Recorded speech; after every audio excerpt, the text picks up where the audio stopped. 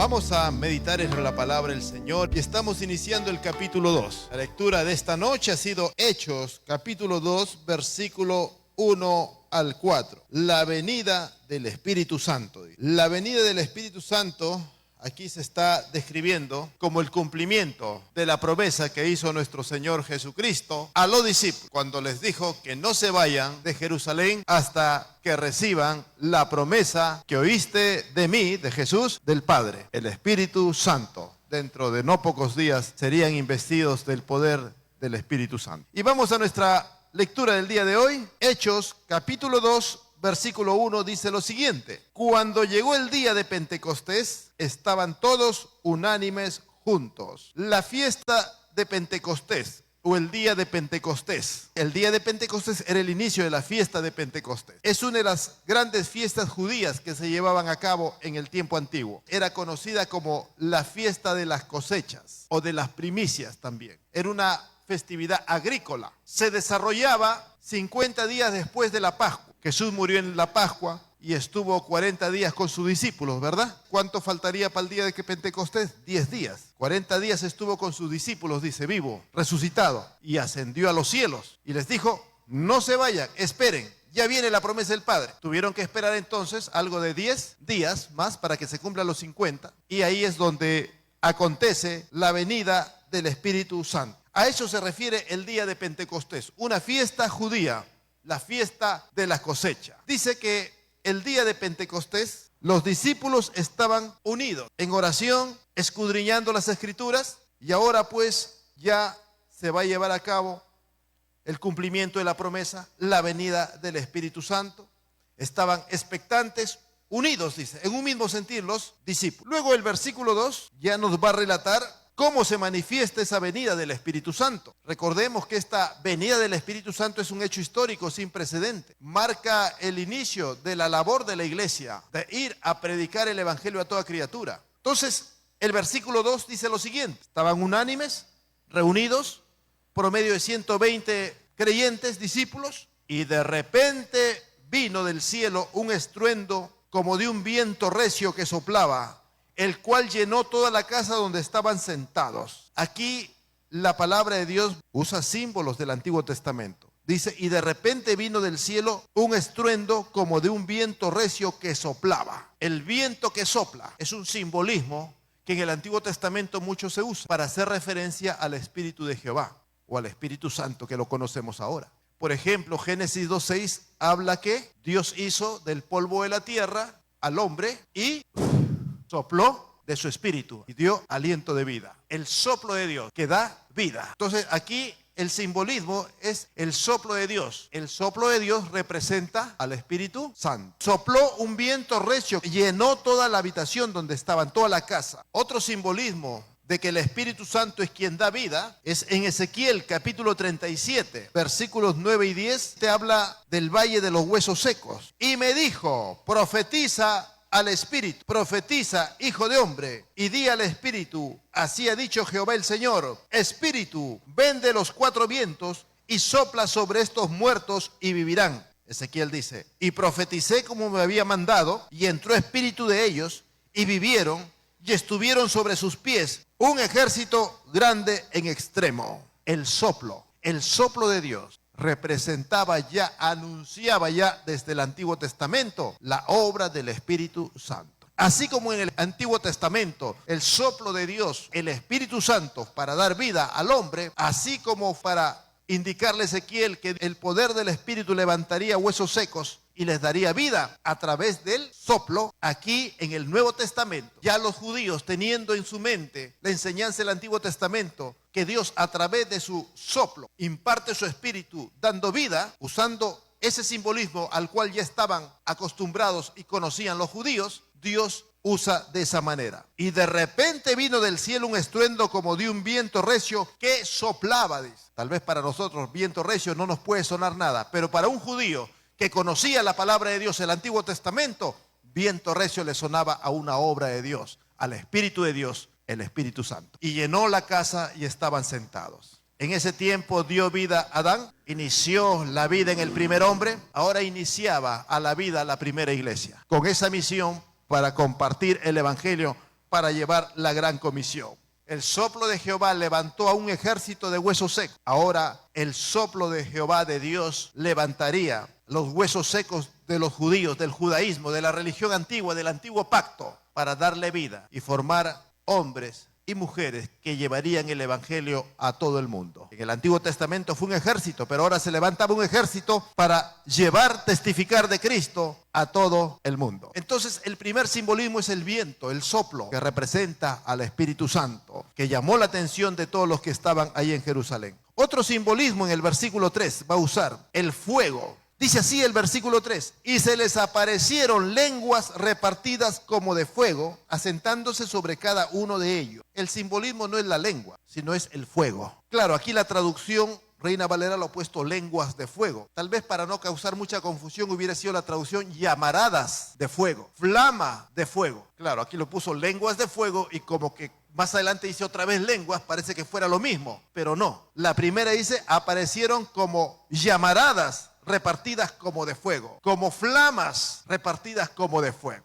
No era una lengua, que estaba ahí una lengua, no es eso. Sino cuando dice lenguas de fuego, se refiere a la forma del fuego, como una llamarada, como una lengua de fuego, una flama de fuego. A eso se refiere, no a lengua, del órgano. Muy bien, entonces el simbolismo es fuego. Fuego es símbolo de poder de Dios. Estaban recibiendo una investidura de poder de Dios. Ese fuego representaba eso, investidura del poder de Dios. Estaban recibiendo poder de lo alto. Como dice en Lucas capítulo 24, versículo 27, recibiréis poder de lo alto. Hechos 1:8 dice, recibiréis poder y me seréis testigos. Ese poder que recibían era para poder testificar del evangelio de Cristo, para poder romper con el pecado, para poder santificar sus vidas. Entonces, el segundo simbolismo está en el versículo 3, el poder, el fuego, que representa también la obra del Espíritu Santo. El poder, el fuego, representa al Espíritu Santo en su fase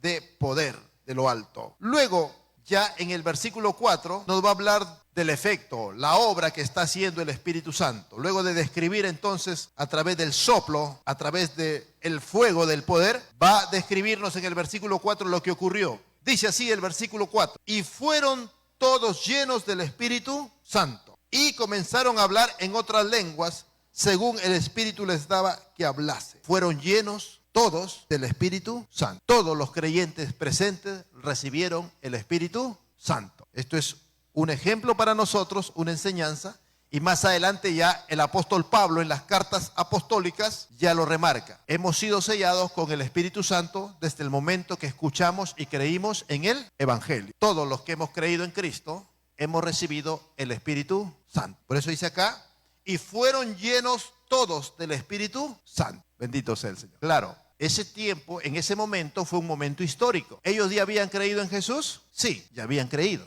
pero aún no recibían el Espíritu Santo. ¿Por qué? Porque era necesario que Jesús ascienda y el Espíritu Santo venga para iniciar esa nueva etapa en la cual la iglesia iba a predicar el Evangelio. Por eso ocurrió en ellos, primero creyeron y tuvieron que esperar para recibir el Espíritu Santo. Pero fue por la etapa que estaban viviendo de la ascensión, la subida de nuestro Señor Jesucristo, y por ese hecho histórico único de que comenzaba la unción para la iglesia para iniciar la obra misionera. ¿Sí? Ahora no ocurre eso. Uno cree y al momento de creer, aceptar a Cristo, recibes el Espíritu Santo. Por eso digo, eso ocurrió aquí nada más. Porque cuando más adelante vamos a ver en el capítulo 10 más o menos por ahí, ya la cosa va cambiando. Pedro va a la casa de un capitán Cornelio, romano, les predica el Evangelio, escuchan por primera vez el Evangelio, creen y ahí mismo reciben el Espíritu Santo. Por eso les dije al comienzo del estudio de los Hechos. Este libro relata la transición de la iglesia. Por eso algunos hechos ocurren de una manera diferente aquí y más adelante ocurre de manera diferente, porque es una etapa de transición, de cambios, de adaptación de la iglesia. Por eso es que ocurre de esa manera. Entonces, lo que sí podemos entender que todos fueron llenos del Espíritu Santo. Algunos enseñan que el que más ora, el que es más consagrado, va a recibir el Espíritu Santo. El que no es consagrado no recibe el Espíritu Santo. Eso es totalmente falso. Si bien estuvieron perseverando, sí, es nuestro deber perseverar, pero cuando uno entrega su vida a Cristo, recibe el Espíritu Santo. Y cuando uno entrega su vida a Cristo, comienza de cero. No se sabe si es más consagrado o menos consagrado, ¿verdad? Todos partimos de cero. Tal vez nunca ha orado, aquel que se convierte. Tal vez nunca ha hecho un ayuno, que era inconverso. Pero desde el momento que cualquier persona que se arrepiente, cree en Jesús como su Señor y Salvador y le entrega su vida, eso es obra del Espíritu Santo. El Espíritu Santo viene a su vida, a todo aquel que lo hace de todo corazón. Ahora, es responsabilidad, sí, consagrar nuestra vida al Señor. Unos lo hacen con mucho fervor, otros con menos, pero ya el Espíritu Santo va a estar en el corazón de ese creyente para cada día impulsarlo a buscar más de Dios. ¿Dónde lo explica eso? Más adelante. El apóstol Pablo ya lo explica en sus cartas apostólicas. Pero aquí vemos de esta manera.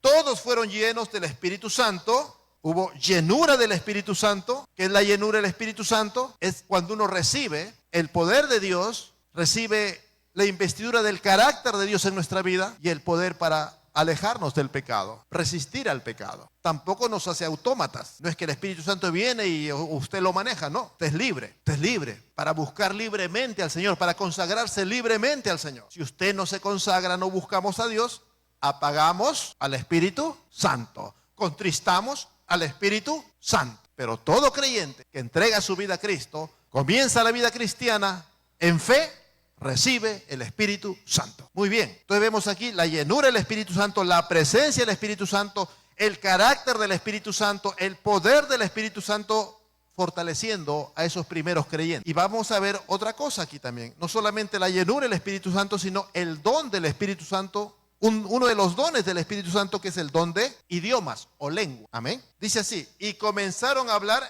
en otras lenguas, en otros idiomas, también se puede traducir, en otros idiomas, lenguas o idiomas. Hay que verlo, la traducción correcta sería eso, en otros idiomas, para nosotros. En el tiempo en que se traduce esto, en el siglo XVI más o menos, la palabra era adecuada, ¿no? Habla en lenguas, en otras lenguas, en otros idiomas, pero ahora ya no usamos mucho la palabra lenguas, ¿verdad? Oye, ¿qué vas a estudiar? Voy a estudiar lengua inglesa. Ya nadie habla así. ¿Qué idioma vas a estudiar? ¿A qué idioma te vas a matricular? Me voy a matricular para inglés, para francés. Pero en el tiempo en que se traduce, Reina Valera, Casiodoro de Reina, traduce la Biblia al castellano, no era muy común usar la palabra idiomas, usaban lenguas. ¿Sí? ¿Se entiende? Entonces, para nuestros días podemos traducirlo y comenzaron a hablar en otros idiomas, según el Espíritu les daba que hablasen. Este don es un idioma diferente al que ellos estaban acostumbrados. Ellos no lo entendían, pero los que estaban alrededor sí lo entendían. ¿Lo dice esto acá? No lo dice, pero en 1 Corintios capítulo 14, ahí sí lo explica más a detalle el apóstol Pablo, esto del don de lengua o de idiomas. Entonces, en este caso, comenzaron a hablar en otros idiomas, que ellos mismos ni lo entendían, pero los visitantes que estaban ahí, sí lo entendían. ¿Qué comenzaban a hablar? Dice, acerca de Cristo, acerca de las maravillas del Evangelio y de Cristo. Entonces, hermano, una de las cosas más importantes por la cual el creyente recibe el Espíritu Santo, el poder del Espíritu Santo, es para, primero, tener el carácter de Cristo en nosotros, el poder de Dios en nosotros para rechazar el pecado, para santificarnos nuestra vida al Señor, y lo más importante que dice es para testificar de Cristo, para dar testimonio de Cristo. Entonces, eso es importante, esos principios se describen aquí. Muy bien. Entonces, vamos a ver aquí llenura del carácter de Cristo y manifestación del don de idiomas o el don de lengua. Amén. Con un propósito, testificar acerca de Jesucristo, las maravillas del Evangelio. Que quede bien claro esto, los símbolos que usa y el propósito para el cual Dios derramó de su Espíritu Santo. Conclusión, todo creyente en Cristo Jesús, que cree en Jesús como el Señor y Salvador de su vida y le acepta en su corazón, creyendo con fe, recibirá el Espíritu Santo. Experimentará una nueva vida. Así como Dios sopló en Adán y recibió nueva vida, así como Dios sopló sobre el valle de huesos secos y recibieron nueva vida, así también todo aquel que cree en Jesús como el Señor y Salvador va a recibir el Espíritu Santo y tendrá nueva vida en Cristo. Podemos concluir también que el que cree en Cristo, el que recibe el Espíritu Santo, podrá experimentar el poder de Dios para poder tener ese carácter de Cristo, ser imitadores de Cristo y poder testificar del Evangelio de la paz en Cristo Jesús. Ahí nos vamos a quedar entonces, hermanos, con esta primera parte de la venida del Espíritu Santo.